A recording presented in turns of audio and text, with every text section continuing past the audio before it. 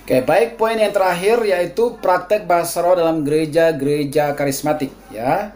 Tentunya penjelasan yang saya bagikan hari ini belum sempurna. Karena itu saudara boleh berkomentar di kolom komentar untuk mungkin bisa dibahas lagi di hari-hari berikutnya. Ya. Praktek bahasa roh dalam gereja-gereja karismatik. Yang pertama adalah cara menerima baptisan Roh Kudus. Itu bisa terjadi dalam ibadah-ibadah rutin setiap hari Minggu, atau bisa terjadi dalam ibadah-ibadah khusus seperti KKR, di mana disediakan altar call di sana, ya, atau ibadah khusus memang untuk pencurahan Roh Kudus, ya, kadang-kadang diadakan seperti itu, atau bisa terjadi dalam retreat, ya, sebuah retreat biasanya itu di sesi terakhir sebelum pulang. Itu ada namanya sesi pengutusan dan juga baptisan Roh Kudus untuk pulang dan menjadi saksi yang penuh kuasa. Ya, di situ biasa terjadi ya. Kemudian bisa menerima langsung dari Roh Kudus saat dalam ibadah-ibadah tadi, atau melalui penumpangan tangan oleh seorang hamba Tuhan atas peserta. Ya. Bagian yang kedua atau berikut adalah praktek-praktek yang salah di dalam gereja karismatik tentang bahasa roh.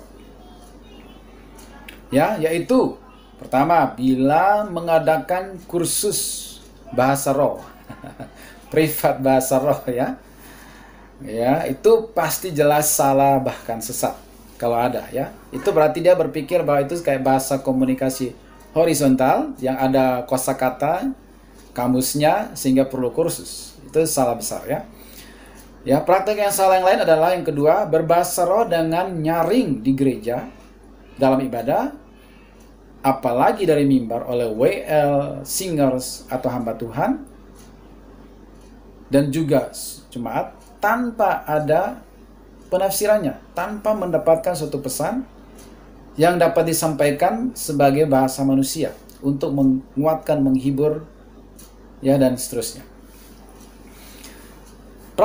Praktek yang ketiga yang salah adalah pancing supaya bisa dapat bahasa roh. Jadi waktu sesi mau doakan supaya orang dapat bahasa roh atau dipenuhi Roh Kudus, karena nggak ngomong-ngomong juga, belum dapat juga, maka harus dipancing. Gimana cara pancingnya? Suruh orang lain ngomong dekat dia ya. Itu bisa terjadi ya, pernah mungkin terjadi, tapi bukan dalam pelayanan kita ya, seperti itu. Yang berikut adalah tumpang tangan sambil dorong supaya jatuh biar dapat bahasa roh. Ini salah ya. Berikut, meniru bahasa roh orang lain atau ikut-ikutan ya, karena nggak dapat dilihat kiri kanan semua dapat. Ya udahlah, meniru yang kedengaran di situ ya, itu bahaya ya. Kemudian bahasa roh yang dipakai untuk mengusir setan. Bukan, bahasa roh itu bukan doa untuk mengusir setan. Karena setan aja nggak ngerti gimana dia mau pergi ya. Itu adalah bahasa komunikasi vertikal dengan Allah. Sudah dapat pesannya spesifik, misalnya ini roh apa, baru pakai bahasa Indonesia ngusir setannya, tetap bukan bahasa roh. Jadi bahasa roh jelas untuk membangun diri sendiri. Komunikasi vertikal antara kita dengan Allah. Oke, kemudian bahasa roh dijadikan ukuran kerohanian. Wah, udah mantap, udah rohani dia karena bisa berbahasa roh. Bukan itu. Makanya tadi saya kutip 1 Korintus 13. Kalau nggak ada kasih, percuma. Itu gong dan canang gemerincing. Tong kosong nyaring bunyinya, kira-kira begitu ya. Yang berikut adalah bahasa roh tanpa nyata buah pelayanan untuk menjadi saksi Kristus yang penuh kuasa seperti yang tujuan yang semula. Jadi hanya sekedar action gaya bisa bahasa roh, tapi pelayanan nggak ada, dampak kerohanian nggak ada, jadi berkat juga nggak ada, yang ada malah batu sandungan. Itu ada yang salah, ya. Kemudian bahasa roh hanya sebagai suatu fenomena dalam gereja. Wah, mantap, biar gereja itu heboh, seru ya. Begitu masuk semua berbahasa roh. Itu ada yang salah, bergeser dari tujuan semula. Makanya perlu baca kembali 1 Korintus 14 ya. Oke. Bahasa roh yang berikut adalah bahasa roh tanpa buah pertobatan yang nyata, tanpa pengetahuan akan firman, hanya berkanjang pada karunia-karunia.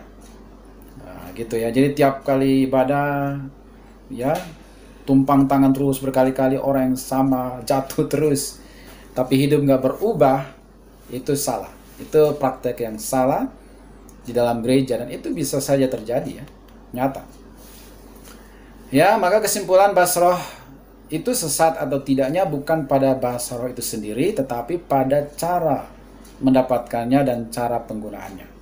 Di situ salahnya, ya. Kemudian hari Pentakosta adalah penggenapan nubuatan Perjanjian Lama, bayangan simbol dalam Perjanjian Lama, ya, menjadi rohaniah di dalam Perjanjian Baru. Hari Pentakosta adalah penggenapan janji Yesus tentang baptisan Roh Kudus, air hidup, kuasa di tempat yang maha tinggi, dan seorang penolong lain tergenapi. Hari Pentakosta adalah peristiwa pertama, tapi bukan yang terakhir, tentang baptisan Roh Kudus, pencurahan Roh Kudus, yang menandai Roh Kudus tinggal dalam hidup orang percaya secara permanen dan memberi kuasa kepada orang percaya untuk menjadi saksi yang penuh kuasa. Ya, semoga video ini bermanfaat bagi kita semua. Penjelasannya saya yakin belum memuaskan semua orang, mungkin. Tetapi biarlah, seperti yang tadi saya katakan di awal, setidaknya kita lebih objektif dan komprehensif dalam memahami hari Pentakosta, baptisan Roh Kudus, dan bahasa roh. God bless you all.